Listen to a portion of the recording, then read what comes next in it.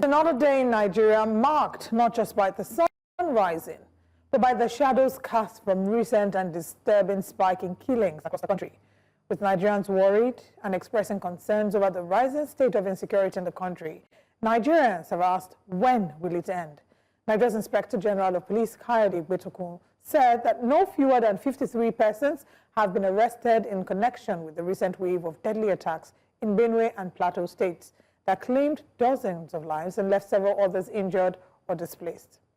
Gbetokun described the June 13 massacre in Yelwata community in Benue State as a coordinated attack of terror. Gbetokun said 26 were arrested for the attack in Yelwata, 22 suspects in connection with the party attacks, and another 5 in Benue for a more recent attack. We shall be explaining the security situation in the country as well as seek to find lasting solutions that could help prevent future attacks. Join us this morning at Breakfast Central for this discussion is retired Brigadier General Sanni Usman, a former spokesman of the Nigerian Army. Very good morning to you, and thanks for joining us on Breakfast Central. And thank you so much for having me on your program. Now, let's start with the obvious question. What do you think, in your own assessments, is responsible for the spike in insecurity we've seen in the recent past, especially around the central and middle belt area of the country?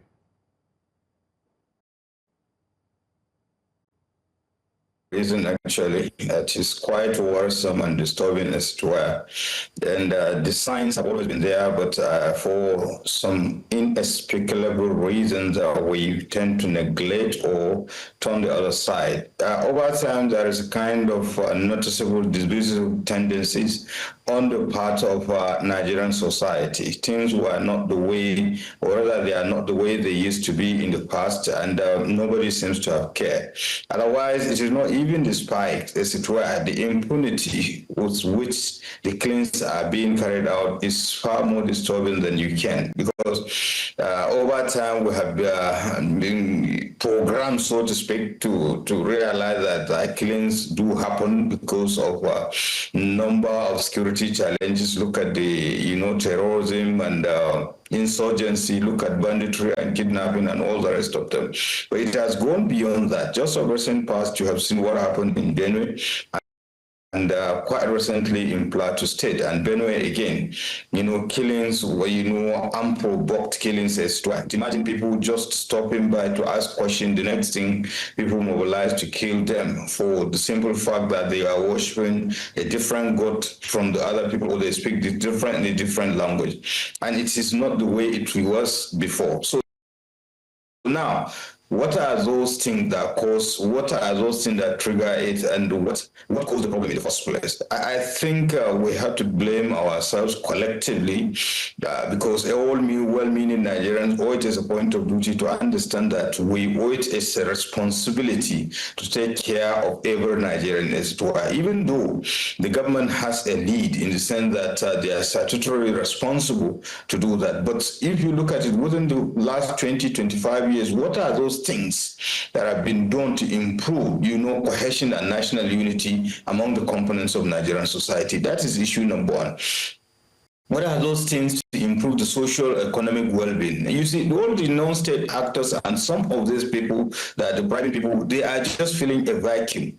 And vacuum in the sense that, components of the governance that is supposed to be there is not there. Take, for instance, the issue of local government. Issues that were local that can easily be treated at local level are not there, and we tend to have this kind of fire brigade approach to security challenges. And basically, the issue of security is far beyond regime security or physical security. In fact, an average person that is hungry, he is insecure. So what do you do about that? What are those conditions that you have created for an average Nigerian to aspire to greater heights, without let or hindrance? These are the questions. And all you need to do is to go out on the street, especially among the rural communities, in the morning to see the army of unemployed youth sitting idle. The devil, they said an idle workshop, an idle its devil workshop. So these are the things. Then issue number 2, gradually our value systems are being eroded. We have tolerated insecurity to the extent that we look at killing as normal, devoid of any emotion and humanity. And all those people that have been perpetrating all these criminal acts, none has been brought to books over time. So what happened to our criminal justice system? So it's a combination of so many things, weak institutions, the lack of, autonomy of local government, and of course, lack of leadership by example, so many things, because on average, you look at what happened some time back in Plateau State. When General Alkali was killed, people had the effrontery to come out to protest when they were trying to drain a pond.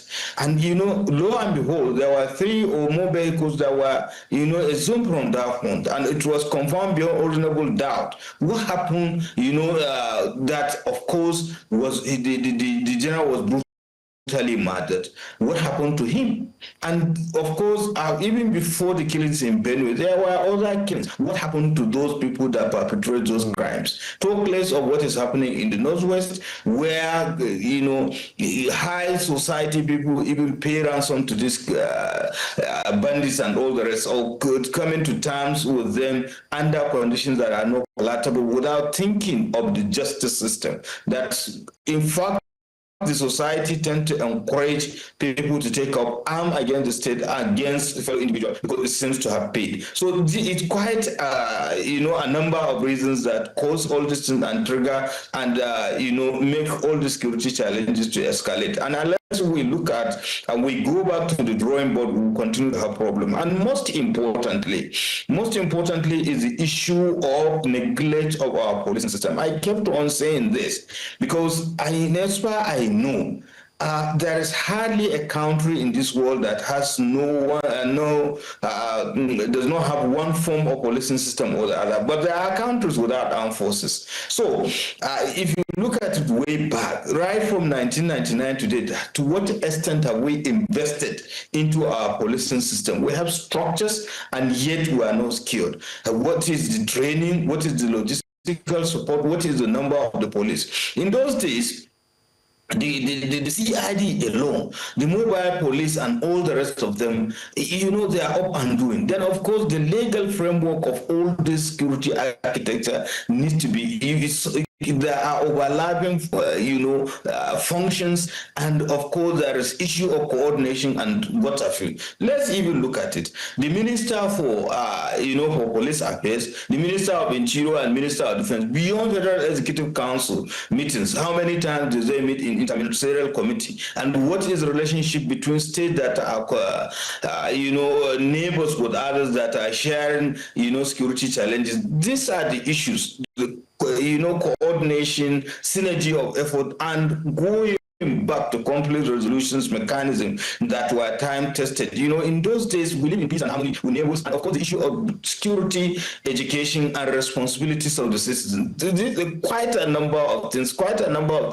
Of course, the national security strategy, 2019 has a roadmap, but have we been following it? So these are the things. I can go on and on and on. And I think it's about time that we have a rethink that the lives of Nigerians really matters. Otherwise, it will be catastrophic for this country. You've raised so many reasons why this is happening. It feels like the multi-layer issue or hydra-headed monster that we're dealing with here. But one of the issues that you raised would be, of course, talking about justice, the suspects, and saying how many suspects have been apprehended. We have a statement from the Inspector General of Police. Let's take a look at it, and when we come back, we'll have you react to it.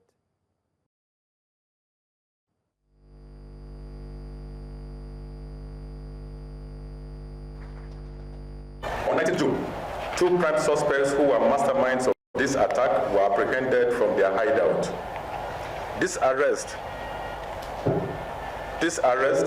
led to the arrest of 7 other suspects the following day, 20/06/25.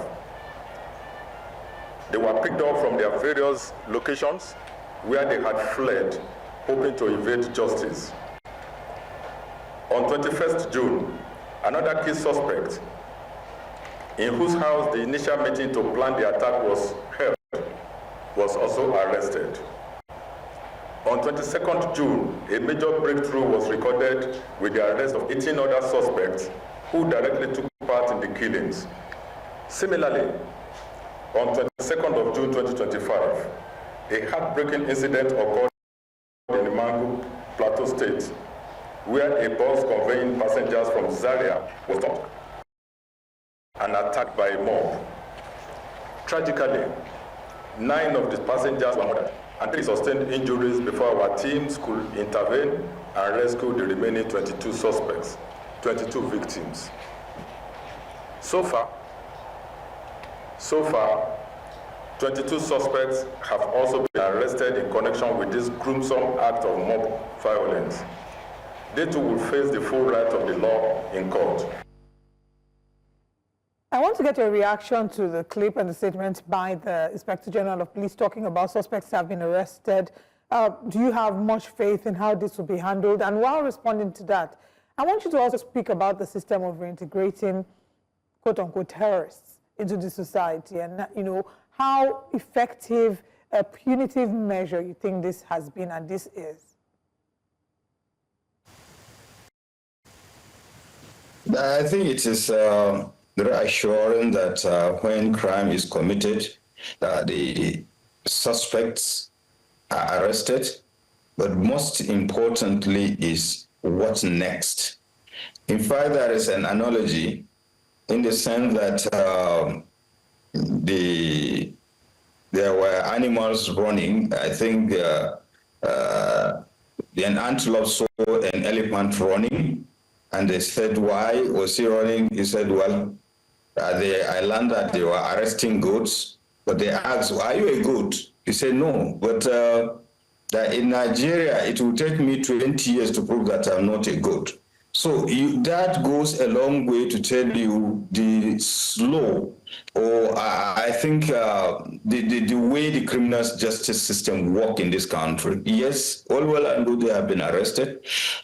Maybe there will be swift investigation, but what of the prosecution process? There were instances, people that were known to have committed heinous crime, participated, involving and obliterating communities. And by the time they are either discharged and acquitted or even given slap on the wrist, jail terms. It happened in so many other places, and even in Abuja. So you see, people are skeptical about that issue. Then coming back to that aspect that you're talking about, let me also address one issue. There is seemingly to be a kind of, interagency, kind of rivalry among the components of the security architecture. I think it is not important who does what. The most important thing is that criminals were apprehended. Because if you put this statement vis-a-vis with, the interview that the Kaduna State Governor had with one of the victims and who are the first responders and all the rest, you will understand what I'm saying. So I think the most important thing is that the security agencies should always be cooperating with each other. Who just created the material? Nigerians just want to see results. And of course, their internal mechanism will deal with those aspects. That is issue number 2. And number 3 is the fact that there should be continuous security education and enlightenment of Nigerian society to understand the issue of security is a collective responsibility. It is not solely the government or the security agencies. And in any case, the security agencies are not magicians. And in the first place, we should not even be talking about arrest and all the rest. I think we should be talking about proactive measures, arresting people who are planning to do all these things. They did not come from the sky. You cannot just wake up and, attack a community, kill such a number of people, and then nobody has seen them, not till when they have committed the crimes and are funded. So what happened with the planning process? And I can give, even in insurgency, or let's say, IED attack. if you look at it properly, in the layer, there are about 7 to 10 people before an IED is detonated. So what happened to the information and the intelligence gathering system? These are the issues. So, and then most importantly, we just have to make sure that institutions work. Whoever is found wanting, let the law take care of him according to, the criminal justice system, so that people will have a sense of belonging and they go about doing their business, and of course support and encourage the security agencies, because they are not magicians. And I kept on saying again that if you like, in any given community, and some of the security challenges anyway, you can put them in proper perspective and context, because you can narrow them to geopolitical zone, to a state to maybe senatorial district, from senatorial district to even a local government and even a community. So there is need to look at context under which, if you look at Benue State, for example, there are issues associated within the community, as it were, the market issue, the elites, and of course, issue of infrastructure and unemployment and all the rest of the things. So these are the issues that we should be looking at, and then we think of solution to it. It is not just that we should have fire brigade approach to security challenges. It's systematic. Now, General, we've been facing this sort of asymmetrical attacks, quite embarrassing they carry out these attacks to embarrass the government in some situations, and there's no way Nigerian security operatives can occupy the country. What bold policy reforms do you think we need to implement to stop these sort of attacks from happening? What are the low-hanging fruits? And I know you talked about justice, you talked about the bigger picture, but what can we do to nip this in the bud? What emergency solutions can we apply? Are there any low-hanging fruits? There are quite a number. The law is very, very clear. I think we should be dispassionate when we are talking about security. We should stop politicizing security. People that have committed offense, they should be made to face the full wrath of the law. And that is issue number one. And of course, anytime you have security challenges, it's predicated on the socio-economic atmosphere in the state. To what extent are you improving the well-being of an average Nigerian, so that those who are, loyal, so to speak, or patriotic will not be tempted by the criminal elements. I talked about creating an enabling environment where you can aspire to be the best you can in this country. There are so many people, they are deprived and they were forced into criminality. But of course, I know poverty is not an excuse for crime, but that notwithstanding, we should also look at the socio-economic well-being of, Nigerians as a whole. Then issue number two, I made mention of the local government autonomy and all the rest of them, and integrating, the traditional rulers of, well-meaning Nigerians into the security architecture. In most instances, we have the silo approach. And of course, if you look at even Benue State, what is the component of that state? Some of them are not talking to themselves. Why should it be? And people are dying. So people should be called to order. That is issue number two. Issue number three, there are policy reform, there were efforts to have security sector reform in the sense that people should be alive to their responsibility. And let's even go back to the issue of police. I kept on saying, look at the legal framework of the policing system in this country. You have the Inspector General of Police, you have the Police Service Commission, you have the Ministry for Police Affairs. In fact, you have the Police Endowment Fund, and of course, most importantly, you have the Police Council.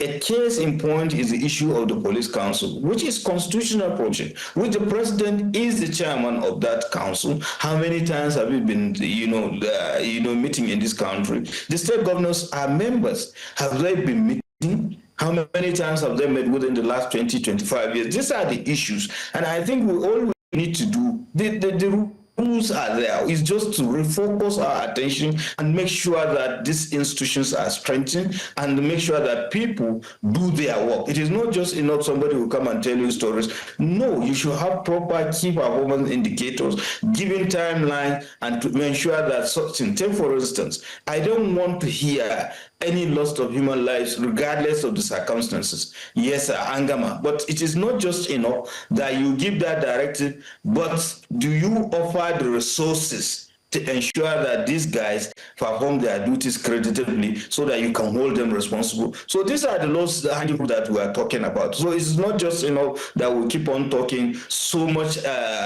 motion without movement. Let us be, walking the talk. And let's not forget, she was talking about the issue of forgiveness and repentance. Of course, we cannot kill anybody, and I mean everybody. You look at the circumstances under which some of these people were involved into criminality. Take, for instance, the issue of Boko Haram.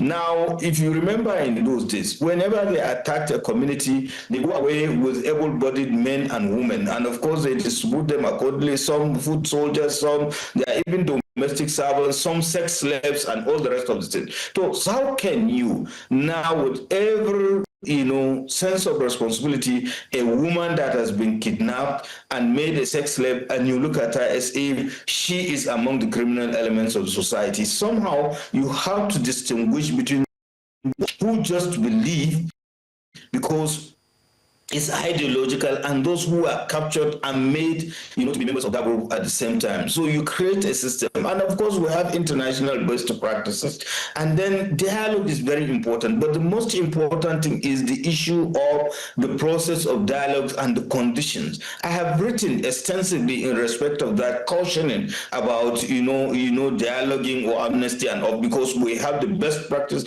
and we have the worst practices, especially in the northwestern part of the country. Okay, I want to read something for you that I'd like you to respond to. It's an article I saw on the genocidewatch.com, and I'm going to get a few excerpts from there.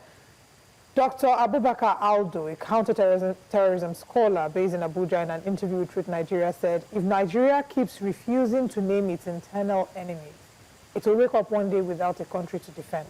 And now they went further to say that experts have insisted that the refusal to legally designate Fulani militias as terrorists is not just a semantic failure, it's a strategic collapse. And they go ahead to give reasons, saying labeling them bandits instead of terrorists limits what the government can do, said Dr. Aldo. It prevents tracking their funding, sharing intelligence internationally, and punishing their sponsors. And I'm asking this because I want you to react to this and give us your thoughts. How big a deal do you think it is for the government to name them as terrorists?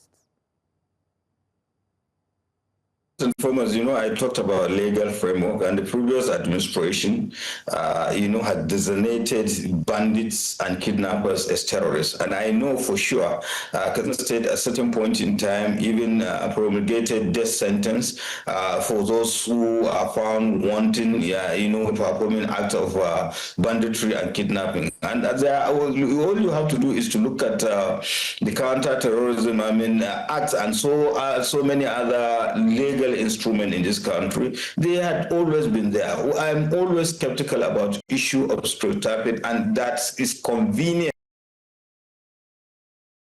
to some people. And I will give you an example. There was a time, when you lump all these things, I could remember way back 2018, I learned how people, 2 armed robbers were caught with AK-47. The then sector commander, they were able to, apprehend. In fact, I think they neutralized them during the course of action.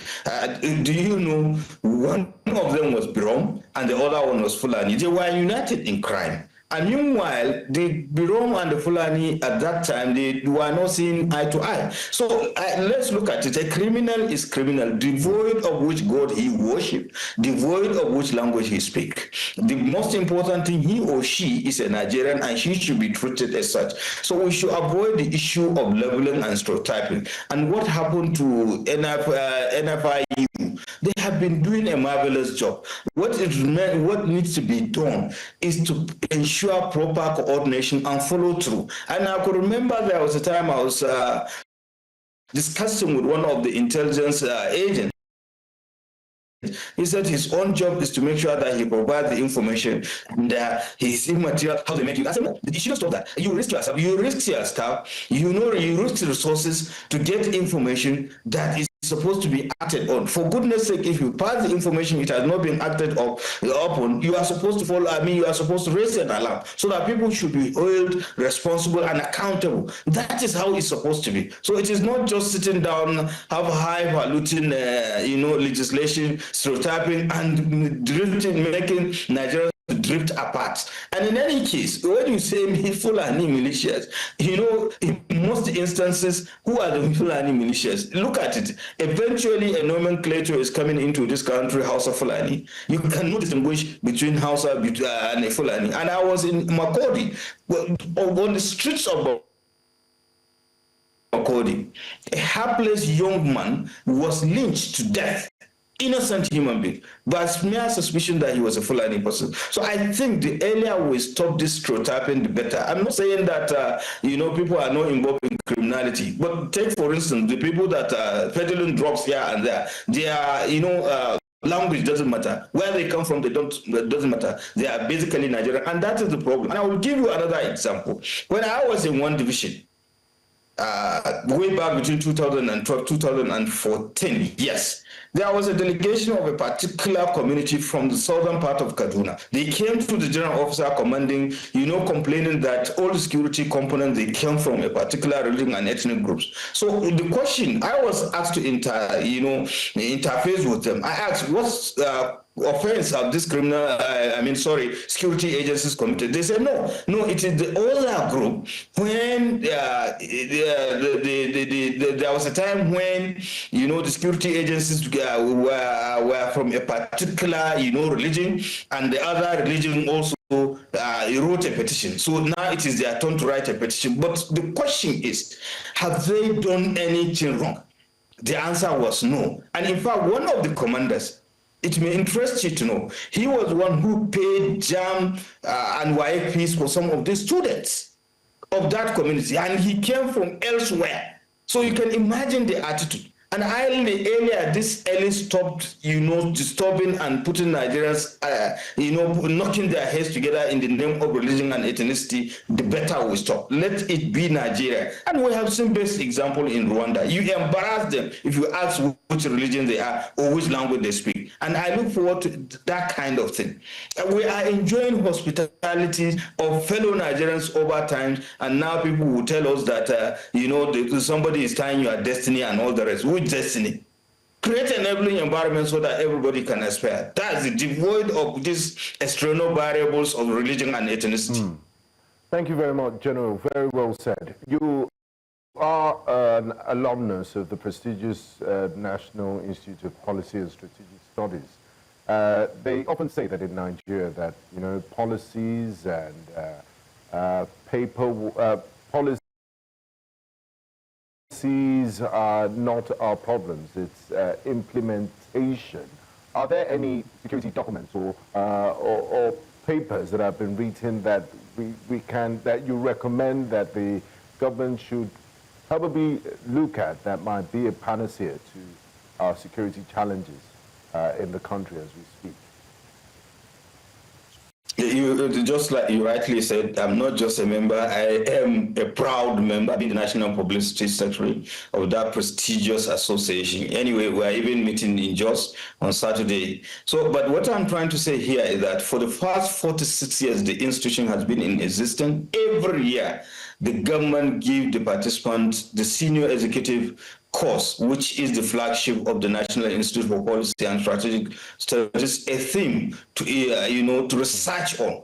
And I will give you an example with my own senior executive course, which is 2018. And the theme of our study was that interrogating the internal security mechanism and community policing in Nigeria, policy options and implementation strategy. I may not get it right, but invariably that is what it means. For almost a year, we went around 40 ministries, departments, and agencies in this country. We went to 12 states of the Federation, including Zamfara, and basically 6 from the northern part of the country, 6 from the other parts of the country. And we went to 6 African countries. We went to 6 other countries in the world. In my own case, my study group, which is 5, went to Ghana and went to Italy. And the most important thing that I saw, even at the Vatican, there are police, Caribbean. So we came up with findings, recommendation, which we handed over to the president. And we were talking about strengthening and bringing back the community policing that we've been talking, that was launched way back 2013. And eventually there were so many motions, but there was no movement. We thought it would be revitalized. And beyond that, right now, the course that is there, 47, they are talking about low economy. There are others that talked about the technology and innovation, water and food security, and so much. All you need to do is to do those documents. It is not just recommendations. There are implementation strategies. Take, for instance, which ministry, what are the resources, and who should be held responsible, what are the timelines. So they are there. All you need to do. In fact, there is now a kind of new sense of direction that we will embark on advocacy. The fact that this is 21st century, some of these societies were done in the 20th century, but I can rest assure you that they are still relevant. All we need to do is to go back, because the NIPS